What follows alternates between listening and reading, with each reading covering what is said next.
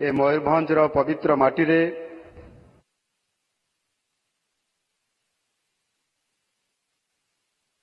ए माटीर झियो भारतर प्रथम नागरिक माननीय राष्ट्रपति आज ये भव्य कार्यक्रम शुभावसर आज ये सभा को मयूरभंजवासी एवं केन्दुझरवासी उत्सर्गीकृत थिबा ये कार्यक्रम अवसर रे आज महामहिम राष्ट्रपति श्रीमती द्रौपदी मुर्मू महोदया मंच रे उपस्थित थिबा मान्यवर केंद्र जनजाति व्यापार मंत्री श्री जुएल राम महोदय, मान्यवर केंद्र रेल सूचना एवं प्रसारण तथा इलेक्ट्रॉनिक्स और सूचना प्रजुक्ति विद्या मंत्री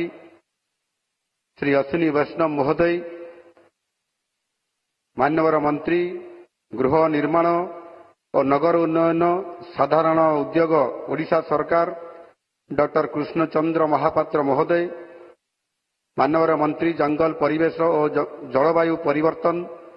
श्रम कर्मचारी राज्य बीमा श्रीयुक्त गणेश राम सिंह खुंटिया महोदय, मान्यवर सांसद मयूरभंज श्री नवचरण माझी महोदय, मान्यवर सांसद केन्दुझर श्री अनंत चरण नायक महोदय, मान्यवर सांसद राज्यसभा श्रीमती ममता महांत महोदया, मान्यवर सांसद बालेश्वर श्री प्रताप चंद्र षडंगी महोदय, मान्यवर विधायिका बांगिरीपोशी श्रीमती संजली मुर्मू महोदया, उपस्थित मान्यवर समस्त विधायकगण, south eastern railway GM Anil Kumar Mishra, जिलापाल मयूरभंज, रेलवे कर्मचारी वृंद, गणमाध्यम प्रतिनिधि वृंद एवं एठी उपस्थित थिबा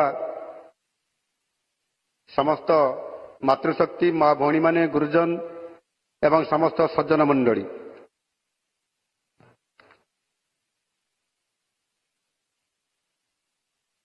सानाम कगे जोहार। हिरला मारंग बुरु तेहे आबक तालारे राष्ट्रपति महामानी द्रौपदी मुर्मू तिकिन सेटर काते आब जतक किन साराहावेदबना अना लगी इंग आर सानाम ओडिशा पनत पहाटा खन अकिन अंतर सेलेद मन इंग चाल एकिन कना आशा आइन अकिन अकिना जानम दिसम रे सेटर काते रस्क किन अवकवेदा सागुन दारामगे महामहिम।